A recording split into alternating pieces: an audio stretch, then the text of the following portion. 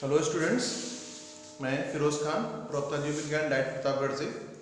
आज की एनवायरमेंट यानी पर्यावरण की क्लास में हम आपसे समष्टि यानी पॉपुलेशन के गुणों की बात करेंगे।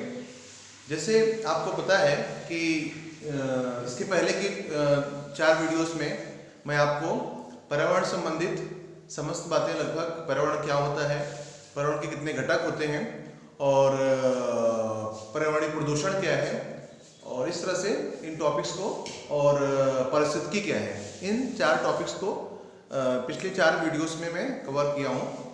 तो आज की डेट में हम लोग, जैसे कि पिछले वीडियो में बात कर रहे थे कि पॉपुलेशन क्या होता है, समष्टि क्या होता है, तो थोड़ा सा आज मैंने उसको थोड़ा सा पार्ट उसका रिवीजन भी किया है कि देख रहे हैं आप लोग कि जो हमारी स्पीसीज होती है, जात होती है, जो कि सबसे छोटी इकाई है हमारे वर्गीकरण की, समान जात के सदस्य जो होते हैं आपस में मिलकर क्या बनाते हैं, समष्टि या पॉपुलेशन बनाते हैं।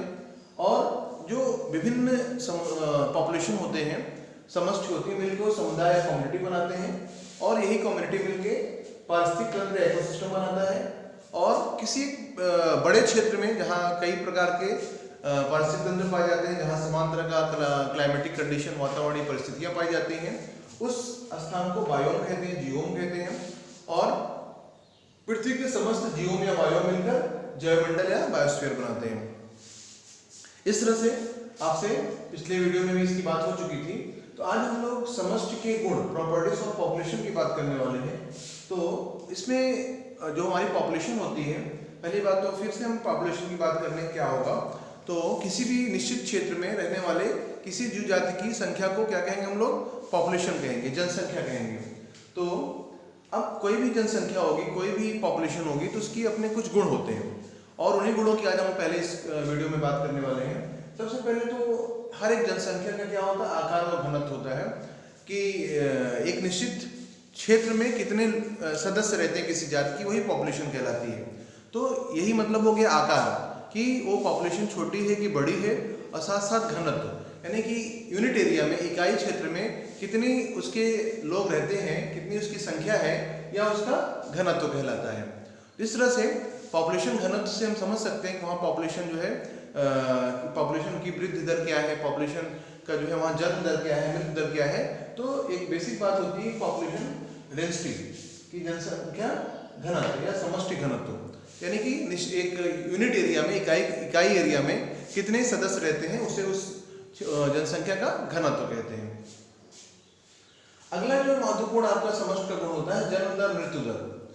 बहुत आसान सी बातें होती हैं, जन्म दर मृत्यु दर हम रोज सुनते हैं, लेकिन जन्म दर क्या है कि अगर इसको हम परिभाषिक रूप में बात करें तो कहते हैं कि 1000 जनसंख्या पर प्रतिवर्ष जितने शिशुओं की जन्म होता है, उसे हम क्या कहते हैं, जन्म दर कहते हैं, नैटलिटी कहते हैं, बर्थ रेट या नैटलिटी कहते हैं।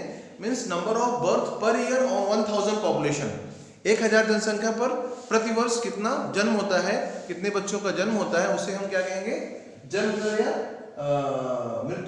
जन्म दर या नैटलिटी कहते हैं। नैटल्स मीन्स छोटे, यंग वंस को कहा जाता है, इसलिए नैटलिटी भी कहा जाता है।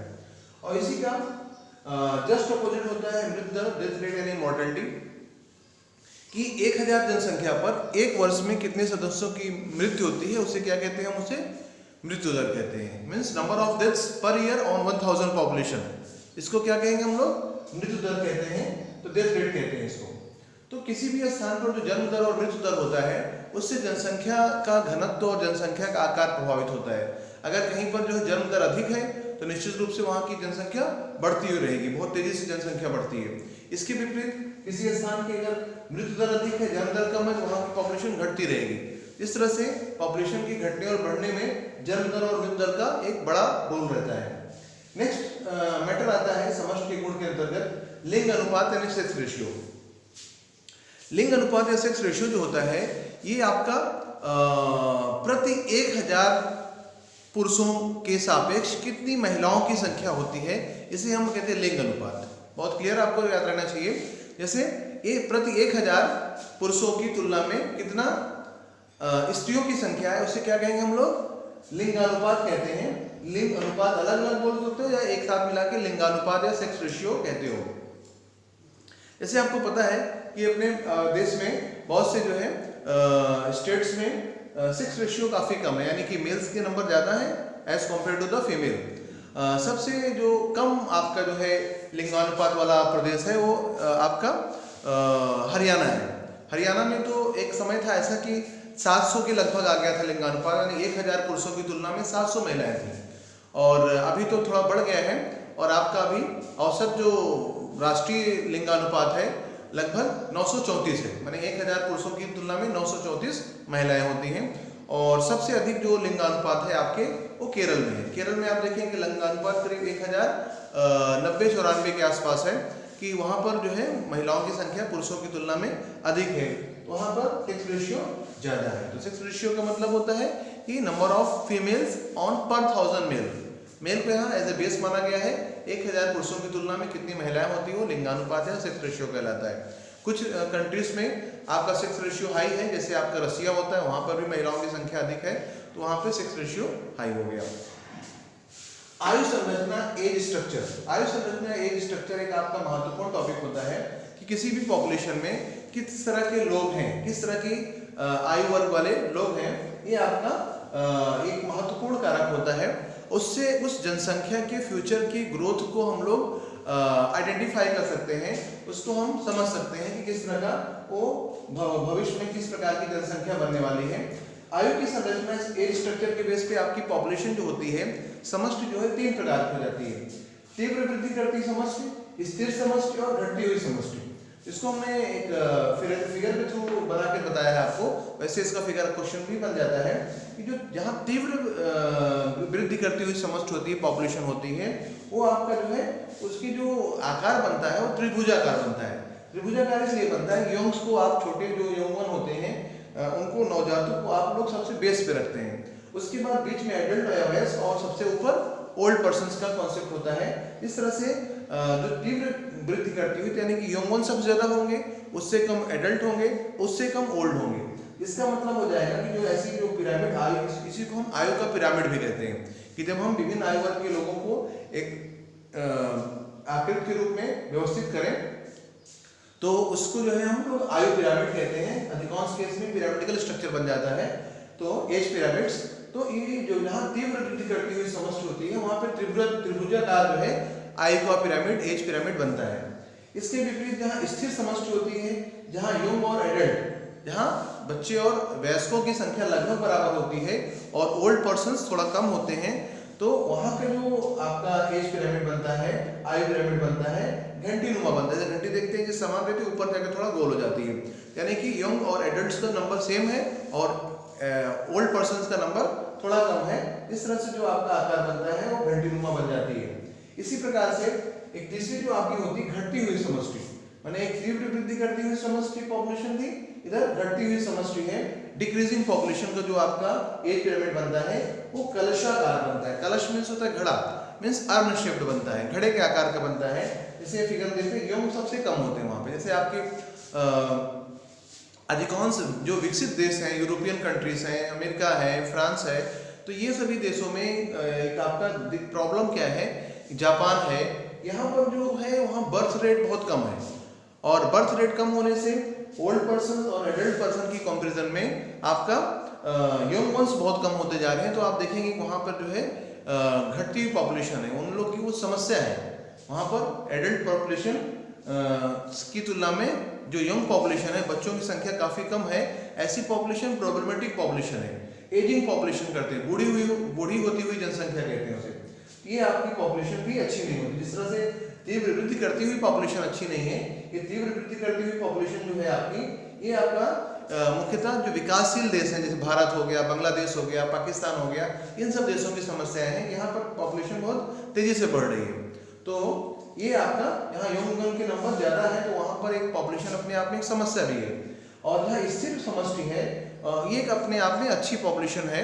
और जैसे आपके कुछ देश, जैसे चाइना ने इस तरह का constant population growth rate obtain कर लिया है कि वहाँ पे पॉपुलेशन ग्रोथ रेट लगभग इक्वल हो गया है। इससे जो है उनको बहुत ज़्यादा रिसोर्सेज पे, संसाधनों पर निर्भरता उनकी कम हो जाएगी। जितने अधिक लोग होंगे उतना ही वातावरण में जो है संसाधन का दुरुपयोग होगा, उतना ही अधिक वहाँ रोजगार चाहिए, उतना ही अधिक वहाँ पे भवन सब चीज़ की जरूरत होगी, तो सारी चीज़ों का अधिक दोहन होगा। इससे स्थिर जनसंख्या होना एक आवश्यकता है इस समय की।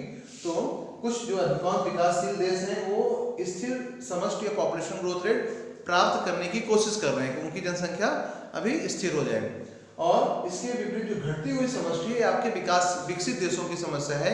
वहाँ पर जो है बहुत सारे कारणों से लेट मैरिज और जो है एक्स्ट्रा वर्क बिजीनेस, इन सब कारणों से वहाँ पर बच्चों की संख्या बहुत कम है और एडल्ट्स की कंपैरिजन में यंग वंस की तुलना इतनी कम हो जा रही है कि वो अपने आप में एजिंग पॉपुलेशन, बूढ़ी होती हुई जनसंख्या उसको कहा जाता है। तो कुल मिला के ऐसी पॉपुलेशन आपकी कलसाकार यानी अर्न शेप घड़े के आकार की हो जाती है। तो आयु की संरचना के हिसाब से, एज स्ट्रक्चर के हिसाब से जो एज पिरामिड्स बनते हैं आपको क्लियर रहना चाहिए कि 3 तरह की जाती है। तीव्र वृद्धि करती हुई समष्टि का जो पिरामिड बनता है वो ट्रायंगुलर त्रिभुजाकार बनता है। स्थिर समष्टि जो कांस्टेंट पॉपुलेशन होता है उसका जो एज पिरामिड बनता है वो घंटीनुमा मींस बेल शेप्ड बनता है। और घटती हुई समष्टि जो है आपकी, वहां का जो एज पिरामिड बनता है कलशाकार मींस अर्न शेप घड़े के आकार का बनता है। इस तरह से आपको आयु संरचना किसी भी पॉपुलेशन के बारे में पता रहना चाहिए। नेक्स्ट टॉपिक होता है प्रॉपर्टीज ऑफ पॉपुलेशन के अंतर्गत समष्टि वृद्धि, पॉपुलेशन ग्रोथ। पॉपुलेशन ग्रोथ जो होता है आपका 3-4 फैक्टर पे डिपेंड करता है कि पॉपुलेशन कितनी वृद्धि करेगी। इस पे जो है आपका एक तो नेटेलिटी डिपेंड करता है, इमाइग्रेशन, मोर्टेलिटी और इमाइग्रेशन। तो नेटेलिटी देख रहे हैं आप, जन्म दर, ठीक है। इमाइग्रेशन और इमाइग्रेशन दो चीजें आपके लिए सामने अभी हैं। तो जो कोई किसी भी पॉपुलेशन में जो बाहर से सदस्य आते हैं उसे हम इमाइग्रेशन कहते हैं। किसी भी पॉपुलेशन में किसी अन्य स्थान से जो सदस्य आ जाते हैं तो उसको क्या कहेंगे हम लोग, इमाइग्रेशन। और किसी पॉपुलेशन से सदस्य चले जाएं तो उसे कहेंगे इमाइग्रेशन, ठीक है। तो जब किसी भी पॉपुलेशन में मेंबर्स आएंगे तो निश्चित रूप से पॉपुलेशन की साइज क्या होगी, बढ़ेगी। इसी तरह से जब चले जाएंगे तो क्या होगा, पॉपुलेशन की साइज, समष्टि का आकार घटेगा। तो और इसी तरह से मोर्टेलिटी अधिक होगी तो भी पॉपुलेशन का आकार घटेगा, और नेटेलिटी अधिक होगी, जन्म दर अधिक होगा तो पॉपुलेशन का आकार बढ़ेगा। इस तरह दो फैक्टर होते हैं जो पॉपुलेशन की साइज को बढ़ाते हैं, यानी इमाइग्रेशन और नेटेलिटी, किसी सदस्यों का बाहरी पॉपुलेशन से आ जाना और दूसरा अधिक जन्म दर का होना। ये दोनों चीजें जो है पॉपुलेशन दर को बढ़ा देती हैं। इसके विपरीत मृत्यु दर अधिक होना और ई माइग्रेशन मींस उस पॉपुलेशन से सदस्यों का चले जाना, इन दो कारणों से आपकी पॉपुलेशन साइज घट जाती है। इस तरह से इस फ्लो चार्ट से भी आपको पॉपुलेशन की जो वृद्धि होती है, पॉपुलेशन ग्रोथ होता है, उसकी आइडिया हो जाएगा किन किन फैक्टर से हमारा पॉपुलेशन बढ़ता है, किन फैक्टर से हमारा पॉपुलेशन घटता है। अब जब इसकी बात चल रही है, इसी के साथ साथ हमें यह भी करना चाहिए कि जनसंख्या वृद्धि दर हम लोग किस तरह से मेजर कर सकते हैं। तो उसका बहुत आसान सा फार्मूला होता है जनसंख्या वृद्धि दर मेजर करने का, 1/n अंडर ब्रैकेट P1/P2 - 1 का होल इनटू 1000, ठीक है। तो जैसे हम लोग 1000 पॉपुलेशन पे चीजों को गणना करते हैं, इसलिए 1/1000 किया गया है। और जहां पर कि आपका P1 क्या है, प्रारंभिक जनसंख्या, P2 क्या है, अंतिम जनसंख्या। मीन्स हमने कहा कि 2001 में जो है जनसंख्या इतनी थी, 2011 में हो गई तो इतनी हो गई, P1 P2 वही हो गया, पहला जिस वर्ष शुरुआत और जितने साल के अंतर पर। तो P1 P2 प्रारंभिक जनसंख्या और अंतिम जनसंख्या। n क्या है, दोनों जनगणनाओं के बीच की वर्षों की संख्या, यानी 10 साल पे आप जनगणना सोच रहे हो कि 5 साल के अंतर पे सोच रहे हैं कि 1 वर्ष पे सोच रहे हैं, वो n आप उसको वहाँ अप्लाई करेंगे, उससे आपका प्रतिवर्ष, पंचवर्षीय या 10 वर्ष की गैप में क्या जनसंख्या वृद्धि दर है वो आपको ज्ञात हो जाएगा। इस तरह से हम पॉपुलेशन की जो है ग्रोथ रेट यानी जनसंख्या वृद्धि दर को इस फार्मूले से कैलकुलेट कर सकते हैं। फिर इसी प्रकार से जब बात आती है जनसंख्या वृद्धि रूप की population growth model. Population growth model आपके मेनली दो तरह के होते हैं, एक जे शेप होता है और एस शेप होता है। जे शेप बहुत रेयर पॉपुलेशन ग्रोथ होता है। जे शेप में आप देखेंगे कि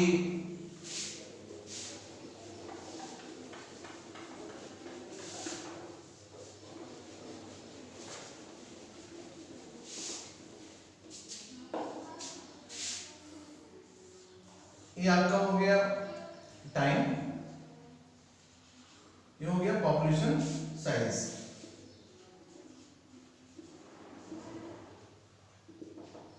पॉपुलेशन साइज। जब टाइम की कंपैरिजन में पॉपुलेशन साइज बहुत तेजी से बढ़े, यानी ऐसे, इसको क्या कहेंगे हम लोग, जे शेप ग्रोथ कर्व। इसको जे शेप ग्रोथ कर्व कहते हैं। तो आपका जे शेप ग्रोथ कर्व बहुत रेयर होता है कि समय के साथ साथ बहुत तेजी से जनसंख्या बढ़े, स्थिर न हो। ऐसा केवल सूक्ष्म जीवों के केस में होता है। बैक्टीरिया वगैरह जब ग्रोथ करते हैं, देखते हैं कि आप बहुत तेजी से संख्या में वृद्धि करते हैं।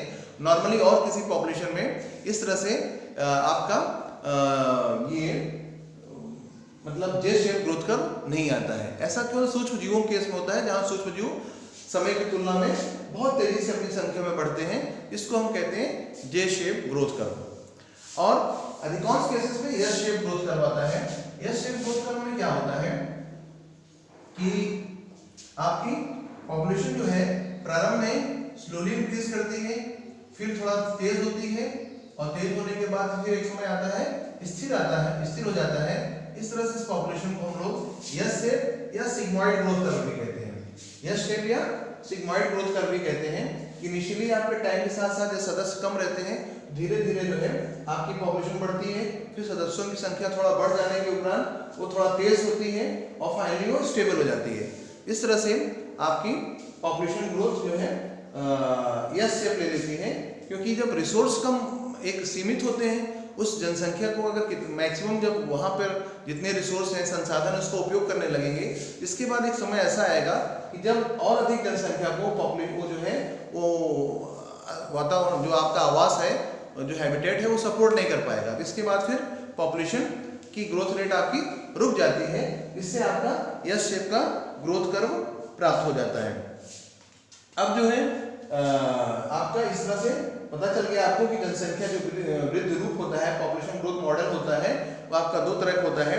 एक आपका जे शेप होता है और एक आपका एस आकार का होता है। अब समष्टियों के पारस्परिक क्रियाएं हो जब बात होती है, तो इसको जो है आप एक टॉपिक के फॉर्म में अलग से हम बात कर लेते हैं। अच्छा, एक बात और है कि जब ये एस शेप जो है आपकी ग्रोथ फाइनली कब आ जाता है, ये आपका यही क्या कहलाता है, उस हैबिटेट का वहन क्षमता।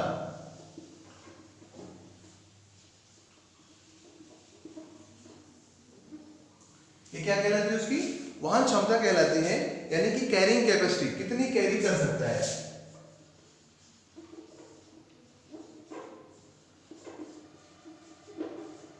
ठीक है, जब आपका जो ग्रोथ जो है पॉपुलेशन ग्रोथ स्टेबल हो जाए, उसके आगे वृद्धि ना कर रहा हो, इसी साइज को ही हम क्या कहेंगे, अभी आगे नहीं बढ़ रहा है, पॉपुलेशन समय के साथ स्थिर हो गया, ये जो है उस आवास का, उस हैबिटेट का वहन क्षमता यानी कैरिंग कैपेसिटी कहलाती है।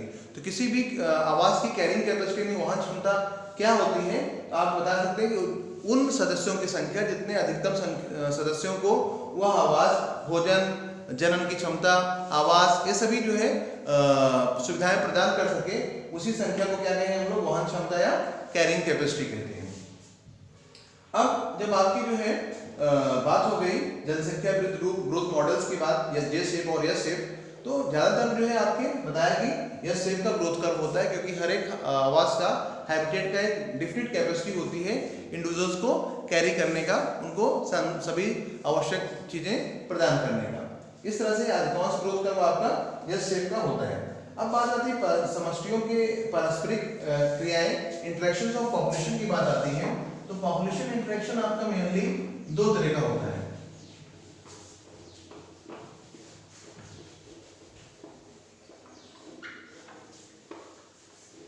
पॉपुलेशन इंटरेक्शन आपका मेनली दो तरह का है।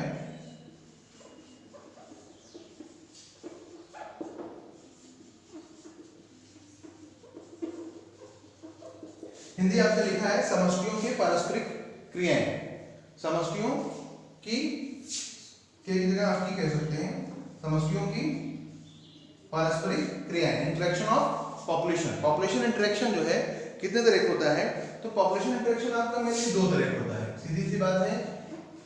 एक धनात्मक अंतर क्रियाएं,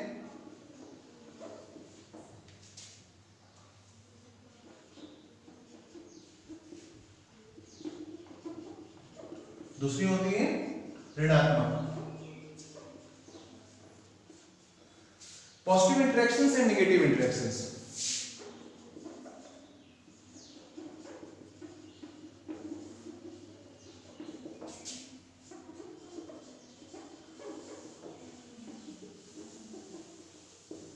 पॉजिटिव इंटरेक्शन वो होगा जिसमें कि सभी सदस्यों को लाभ होगा, किसी को नुकसान नहीं होगा, उसी को हम क्या कहेंगे, पॉजिटिव इंटरेक्शन कहेंगे।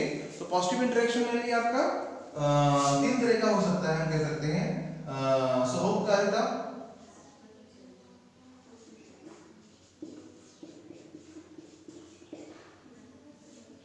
सहभोजिता और आदि सहयोग।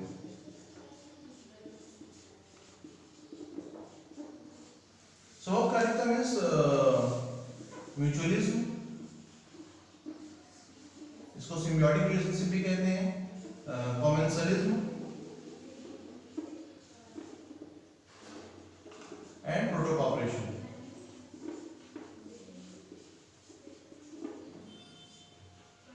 ये है। तो अगर शॉर्ट में बात किया जाए तो जो आपका सहोपकारिता है, म्यूचुअलिज्म होता है, इसमें 2 जीव होते हैं, दोनों एक दूसरे पर पारस्परिक रूप से निर्भर होते हैं। अगर उदाहरण के रूप में बात किया जाए, जैसे आपका जो है लाइकेंस होते हैं। लाइकेंस जैसे आपको पता है कि शैवाल और कवक के इंटरेक्शन से बनते हैं, पहाड़ों पे बनते हैं। और लाइकेन में जो है, जो आपका शैवाल होता है उसके अंदर एक समस्या है, उसके पास जल और शोषण की क्षमता नहीं होती, पहाड़ों पर पानी में रहता है शैवाल। इस तरह से जो कवक होता है उसको भोजन चाहिए, और पहाड़ों पर कोई भोजन ना मृत है ना जीवित है, वहाँ पे इस तरह के कोई भोज्य पदार्थ नहीं है। लेकिन जब दोनों साथ आ जाते हैं तो जो कवक के अंदर आपकी उसकी सेल्स होती हैं हाइफी के रूप में, वो हाइफी जो है जल अवशोषित कर लेती हैं, और जो शैवाल होता है वो उस जल की सहायता से भोजन निर्माण कर लेता है। इस तरह से उस भोजन को दोनों शेयर करते हैं, दोनों को लाभ हो जाता है, जिसको कहेंगे हम लोग सहोपकारिता। ठीक है। इसी तरह से सहभोजिता का जो एग्जाम्पल आता है, सहभोजिता के एग्जाम्पल आप कहते हैं 2 जीव साथ साथ रहते हैं, एक को लाभ होता है। यानी कि एक बात और इसमें है कि आपका सहोपकारिता जो है ये दोनों को लाभ होता है, पॉजिटिव पॉजिटिव है, यानी दोनों को फायदा होता है। सहभोजिता में क्या होता है, एक को फायदा होता है लेकिन दूसरे को फायदा नुकसान कुछ नहीं, 0। इस तरह से आप इसको एक्सप्रेस करते हैं। और इसका तीसरे का भी केस यही है, पॉजिटिव एंड 0, लेकिन दोनों में अंतर है। सहभोजिता में होता क्या है कि 2 जीव साथ साथ रहते हैं, एक को लाभ होता है और एक को कोई लाभ या हानि कुछ नहीं होता। जैसे आपका आर्किड की पौधे की बात होगी, आर्किड का पौधा जो होता है दूसरे पौधों के ऊपर रहता है, दूसरे के पौधों के ऊपर रहने से उसकी जो वायु जड़ी होती है हवा में आसानी से तैरती रहती हैं, वायु से आर्द्रता ग्रहण करके अपना भोजन निर्माण कर लेती हैं, स्वयं हरे होते हैं। लेकिन जिस पौधे पर रहते हैं उसको कोई नुकसान नहीं करती, तो हाँ साथ में उसका रहना जरूरी होता है। ये आपका सहभोजिता का केस हो गया। आदि सहयोग में क्या होगा, 2 जीव बाई चांस एट रैंडम अगर जो है एक दूसरे के संपर्क में आए, दोनों को लाभ हो गया, अदरवाइज दोनों अलग अलग भी जीवित रह सकते हैं। जैसे हम एग्जांपल बात करें, हर्मिट क्रैब होता है, उसके सी एनीमोन के उसके ऊपर सी एनीमोन रहता है। सी एनीमोन आपका सिलेंटेड का जीव होता है, दोनों साथ साथ रहते हैं। तो जो आपका हर्मिट क्रैब होता है वो जब मूव करता है उसी के साथ साथ आपका सी एनीमोन भी मूव करता है। इससे जो है वो अधिक स्थानों पे जा सकता है, वहाँ उसको भोजन प्राप्त होता है। लेकिन ऐसा नहीं कि सी एनीमोन उसी पे निर्भर है, बाई चांस के संपर्क में उसके साथ रहेगा, अदरवाइज वो अपना स्वतंत्र रूप से भी जीवित रह सकता है। इस तरह से आपका पॉजिटिव इंटरेक्शन की बात आई, धनात्मक अंतरक्रियाओं की बात आई। इस तरह से नेगेटिव इंटरेक्शन की बात करते हैं। तो नेगेटिव इंटरेक्शन में सबसे पहले क्या होती है, परजीविता। परजीविता पैरासिटिज्म होता है। तो आपको पता है कि बहुत सारे पैरासाइटिज्म का परजीविता केस पता है कि एक जीव दूसरे पे से भोजन भी प्राप्त करता है, साथ साथ उसमें हानिकारक प्रभाव भी उत्पन्न करता है। यानी इसमें क्या हो गया, पॉजिटिव एंड नेगेटिव इंटरेक्शन है।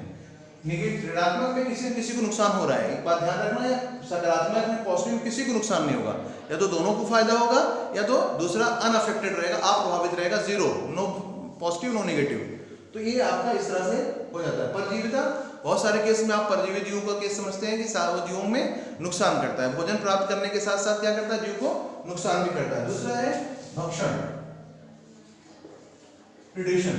भक्षण और प्रीडेशन के केस में भी आप देखेंगे एक जो जीव को फायदा होता है, जैसे आपका लायन ने जो है हिरण को खा लिया, तो जो लायन है उसको तो फायदा हुआ, भोजन प्राप्त हुआ, लेकिन जो आपका हिरण है वो उसकी जान चली गई। इस तरह से एक को लाभ लेकिन दूसरे को हानि होती है। इस तरह से आप कह सकते हैं कि एक को जो है लाभ हो रहा है, दूसरे को क्या हो रहा है, हानि हो रहा है। तीसरा केस होता है आपका प्रतिस्पर्धा। प्रतिस्पर्धा जो होता है आपका कंपटीशन होता है, उसमें दोनों को नुकसान होता है, किसी को फायदा नहीं होता। दो जीव आपस में समान चीज के लिए जब संघर्ष करें उसी को क्या कहेंगे हम लोग, कंपटीशन या प्रतिस्पर्धा। उसमें जो है आपको दोनों को नुकसान होता है, ये आपका नेगेटिव इंटरेक्शन हो जाता है। फाइनली एक और आपका होता है एलिलोपैथी। एलिलोपैथी में आप देखेंगे कि एक को तो फायदा होता है लेकिन दूसरे को नुकसान होता है। तो इसमें जो है जैसे आप देखेंगे कि बहुत सारे जीव होते हैं दूसरे के लिए हानिकारक तत्व रिलीज करते हैं। जैसे आपका सबसे अच्छा है पेनिसिलिन होता है, जो एंटीबायोटिक से दूसरे जीवों को मार देता है। तो पेनिसिलिन जो है ऐसे केमिकल रिलीज कर रहा है जो आपका पेनिसिलिन का कवक है, तो ऐसे जीव ऐसे रासायनिक पदार्थ स्रावित कर रहा है जिससे अन्य जीव की मृत्यु हो रही है। इस तरह से उसको कोई एलोपैथी में जीरो एंड नेगेटिव का इंटरेक्शन होता है कि उसको कुछ फायदा नहीं होता लेकिन दूसरे को नुकसान हो जाता है। इस तरह से इंटरेक्शन को हम लोग एलिलोपैथी कहते हैं। उम्मीद है आपको पॉपुलेशन के और पॉपुलेशन संबंधित गुण और उसके बीच में होने वाली पारस्परिक क्रियाएं और उसके विभिन्न रूप और उसको हम किस तरह रिप्रेजेंट करते हैं, ये बातें समझ में आ गई होंगी। अगली बातें नेक्स्ट वीडियो में। Thank you to all of you.